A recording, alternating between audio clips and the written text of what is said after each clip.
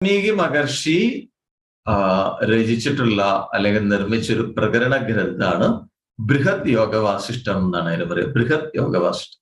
ബൃഹത് എന്ന് പറഞ്ഞാൽ തന്നെ ആ വാക്കുകൊണ്ട് തന്നെ അറിയാം, ബൃഹത്തായത്, വലിയത്. അപ്പൊ അത് വലിയൊരു ഗ്രന്ഥമാണ് എന്നാണ് പറയുന്നത്. വാൽമീകിയുടെ ആ ബൃഹത് യോഗവാസിഷ്ടം വളരെ വലിയതാണ് എന്നാണ് പറയുന്നത്. അപ്പൊ വേദങ്ങൾക്ക് ശേഷം ആദ്യമുണ്ടായ ഒരു ഗ്രന്ഥമാണ് രാമായണം എന്നാണ് പൊതുവെ പറഞ്ഞു വരുന്നത്. അപ്പൊ അതുകൊണ്ട് തന്നെ വേദാന്ത പ്രകരണങ്ങളുടെ ആ പരമ്പരയിൽ ആദ്യത്തേതാണ് ബൃഹത് യോഗവാസിഷ്ടം എന്ന് വേണമെങ്കിൽ പറയാം എന്നാണ് പറയുന്നത്. അപ്പൊ ബൃഹത് യോഗവാസിഷ്ടത്തില് ഇദ്ദേഹം 10 ഉപനിഷത്തുകളെ മാത്രമേ ആശ്രയിച്ചിട്ടുള്ളൂ. ഈ 10 ഉപനിഷത്തുകളെ മാത്രം ആശ്രയിച്ചുകൊണ്ട് അദ്ദേഹം ബൃഹത് യോഗവാസിഷ്ടം രചിച്ചു. ആ ബൃഹത് യോഗവാസിഷ്ടത്തിന് എത്ര ശ്ലോകങ്ങളാണെന്ന് അറിയാമോ? 32,000 ശ്ലോകങ്ങളാണ് അതിലുണ്ടായിരുന്നതാണ്. 32,000. അതുകൊണ്ടാണ്